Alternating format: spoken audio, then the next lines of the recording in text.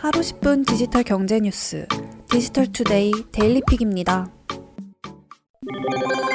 애플이 자율주행 전기차 시장에 뛰어든다고 전했습니다. 로이터 통신의 보도에 따르면 애플은 2024년까지 자율주행 승용차 생산을 목표로 하고 있습니다. 애플 내부에선 2014년부터 프로젝트 타이탄이라는 차량 프로젝트가 가동 중입니다. 애플 차량의 사업의 핵심에는 자체 설계한 배터리가 자리를 잡고 있습니다. 이를 통해 차량 주행거리를 획기적인 수준으로 늘릴 수 있다는 게 관계자의 설명이죠. 여기에 라이다 센서를 활용한 자율주행 시스템도 적용될 것으로 보입니다. 한 해에 전자제품 수억 개를 생산하는 애플이지만 자동차 산업이 복잡한 공급 사슬을 지닌 장치 산업에 가깝다는 점을 고려할 때 애플의 자동차 시장 진출은 쉽지 않은 과제가 될 전망입니다. 로이터는 차량 사업에서 이익을 내려면 연간 10만 대 이상을 생산할 역량을 갖춰야 한다고 설명했습니다. 테슬라가 차량 제조로 안정적인 수익을 내기까지 17년이 걸린 만큼 애플의 도전도 순탄치만은 않을 수 있다고 로이터는 전했습니다. 11월 초 국내 5G 서비스 가입자가 1000만 명을 돌파했습니다. 지난해 4월 5G 상용화 이후 1년 7개월 만입니다.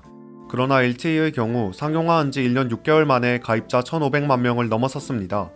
LTE에 비해 보편화가 늦어지고 있는 셈인데요. 아직까지 5G 킬러 콘텐츠가 없고 건물 내부와 지하철 등에서 여전히 5G 이용에 한계가 있다는 것도 풀어야 할 숙제로 꼽힙니다. 정부의 5G 저가 요금제 압박도 이통사에게는 부담입니다. 이에 따라 이통사들은 최근 잇따라 탈통신을 선언하고 있습니다. 통신사에서 벗어나 인공지능과 B2B 부문을 강화해 수익 다변화는 물론 미래 성장 동력을 확보하겠다는 계획인데요. 통신 사업으로는 더 이상 성장이 어려울 것이란 판단에 디지털 플랫폼과 빅테크 기업으로 거듭나겠다는 뜻으로 풀이됩니다. 올해 3분기 이통 3사 실적을 분석해보면 각사 신사업의 전년 대비 성장률은 모두 두 자릿수를 기록했습니다. SK텔레콤은 미디어, 보안, 커머스, KT는 서버, 디지털 전환, LG유플러스는 스마트홈 등이 대표적 신사업입니다. 반면 무선통신 사업 부문은 한 자릿수 성장률을 기록하는 데 그쳤습니다. 내년에도 이통 3사의 탈통신 행보는 가속화될 전망입니다.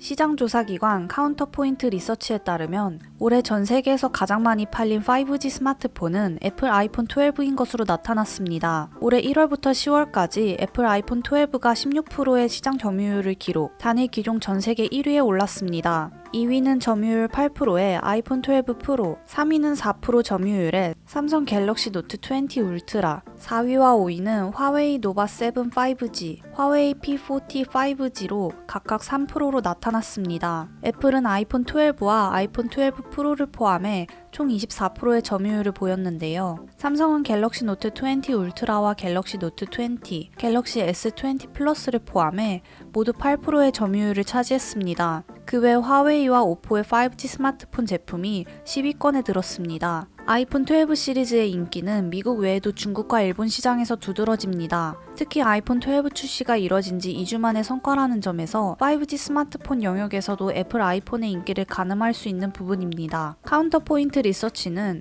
아이폰 12 시리즈에 대한 수요가 연말연시 특수를 타고 올 4분기까지 이어질 것으로 예상했습니다. 아울러 중국 5G 스마트폰의 경쟁력 감소로 아이폰 12 시리즈의 판매율 상승세가 내년 1분기까지 이어질 수 있다고 전망했습니다.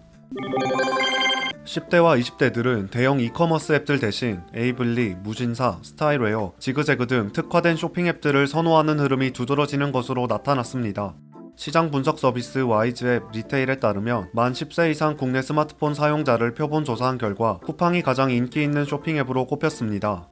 쿠팡 앱 사용자는 1791만 명에 달하는 것으로 조사됐죠. 그 뒤는 11번가 716만 명, G마켓 592만 명, 위메프 462만 명, 티몬 442만 명, GS숍 352만 명 순이었습니다. 반면 10대와 20대 젊은 층을 상대로 한 조사에선 전혀 다른 양상이 나타났습니다. 10대는 쿠팡, 에이블리, 무신사, 스타일쉐어, 지그재그, 11번가 순으로 사용자가 많았고 20대는 쿠팡, 지그재그, 무신사, 에이블리, 아이디어스, 11번가 순으로 나타났습니다. 쿠팡을 제외하면 신생 쇼핑 앱들의 강세가 두드러진 모습이죠. 남성 패션 쇼핑 업체인 무신사는 온라인 신발 커뮤니티로 시작해 웹진, 커머스로 영역을 확장하며 성장세를 보였습니다. 에이블리와 지그재그는 여성 패션 상품을 전문으로 다루고 있습니다. 에이블리는 연예인 등 유명 인사가 디자인한 옷을 만들어 판매해주는 플랫폼이라는 사업 모델로 성장세를 보이고 있습니다. 지그재그는 여성 쇼핑몰 사이트를 모아 보여주는 플랫폼입니다. 스타일쉐어는 패션, 뷰티 커머스를 표방하고 있습니다. 서울시가 지난 7월부터 택시 면허 전환 요건을 완화하면서 일반 중형 택시 위주 시장이 대형 택시 비중이 커지는 구도로 재편될 조짐을 보이고 있습니다. 비용을 좀 더 지불하더라도 친절한 서비스, 넓은 차량을 이용할 목적으로 대형 택시를 찾는 수요가 늘고 있는데요. 현재 플랫폼 사업자 중에선 카카오 모빌리티가 대형 승합 택시 서비스 카카오티 벤티를 제공하고 있는 가운데 최근 신규 사업자들이 출사표를 던지고 나섰습니다. 대형 승합 택시 서비스인 카카오티 벤티는 200여 대가 운영 중입니다. 카카오티 벤티 기본 요금은 4,000원이며 거리와 시간 기준을 두고 탄력적으로 요금을 적용합니다. 최근 출범한 진 모빌리티도 대형 택시에 초점을 맞추고 있습니다. 진 모빌리티는 대형 승합 택시 모빌리티 플랫폼 서비스 IM을 출범했습니다. 현재는 차량 50대로 알파 테스트를 진행 중인데 과거 타다 베이직처럼 11인승 카니발을 운행합니다. 진 모빌리티는 현재 서울시 내 9개 차고지를 보유하고 있으며 2021년 상반기에는 마포, 관악, 영등포, 강서, 은평 등 근무지를 확대합니다. 최대 750대까지 증가가 가능할 전망입니다. 개인이 앱을 통해 원하는 스티커 광고물을 고르고 이를 직접 소유한 자동차 외부에 붙여 광고 수익을 낼 수 있게 됩니다. 산업통상자원부는 22일 산업융합규제특례심의위원회를 열어 자가용 5개 광고 중개 플랫폼 사업권을 승인했습니다. 이 사업은 앱을 통해 자동차 부착용 스티커 광고를 집행하고 광고 수익 분배 거래를 중개하는 플랫폼 서비스입니다. 광고 집행을 원하는 광고주는 신청 기업의 앱에 광고를 등록하고 광고 수익을 얻고자 하는 자동차 소유자는 앱에서 광고를 선택해 자동차 외부에 스티커를 붙여 광고한 뒤 노출 정도에 맞는 수익을 내도록 중개하는 방식입니다.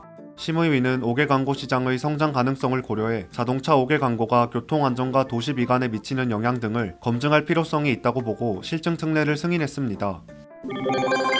연말 은행권이 대출 총량 관리 차원에서 가계대출을 강하게 조이면서 억대는 물론이고 이제 1,000만원짜리 신용대출조차 받기가 어려워졌습니다. 금융권에 따르면 신한은행은 23일부터 연말까지 서민금융상품을 제외한 대부분의 가계대출 신용대출 상품에 대한 신규 신청을 받지 않기로 했습니다. 신규 대출은 내년 1월 4일에나 재개될 예정입니다. KB국민은행은 이날부터 연말까지 원칙적으로 2천만 원을 초과하는 모든 신규 가계 신용대출을 막습니다. 인터넷 전문은행 카카오뱅크는 지난 17일부터 직장인 고신용자 대상 신규 마이너스 통장 신용대출을 중단했습니다. 우리은행도 11일부터 비대면 신용대출 주력 상품인 우리 원하는 직장인 대출 판매를 중단했습니다. 규제의 강도에는 다소 차이가 있지만 최근 연말을 앞두고 대출 총량 관리 숙제가 발등에 떨어진 은행권은 일제히 가계대출, 그 가운데 특히 신용대출 창구를 아예 걸어 잠그고 있습니다. 5대 주요 시중은행의 개인 신용대출 잔액은 22일 기준 133조 8,234억 원으로 지난달 말보다 1,309억 원 늘어난 데 그쳤습니다. 9조 4천억 원을 웃돌던 11월 한 달 증가폭과 비교하면 사실상 거의 정체된 상태입니다.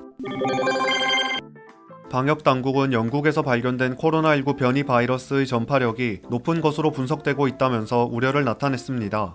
중앙방역대책본부는 변이 바이러스에 대해 전파력이 57%에서 70% 정도로 증가하는 것으로 나타났다면서 상당히 걱정되는 부분이라고 밝혔습니다. 전파력이 올라간다는 것은 똑같은 거리 두기를 하거나 동일한 전파 위험 행위를 했을 때 더 많은 환자가 발생할 수 있다는 의미입니다. 대책본부는 코로나19의 또 다른 도전에 대응하면서 국산 치료제와 백신의 개발, 백신 접종 계획을 준비하고 진행하겠다고 말했습니다. 영국에서 발견된 변이 바이러스는 현재까지 국내에서는 발견되지 않는 것으로 파악됐습니다. 영국발 입국자의 입국 제한 조치 등에 대해선 관계부처가 모여서 이 부분에 대한 대응 방안을 논의할 예정이라고 전했습니다. 행복한 하루 디지털투데이였습니다.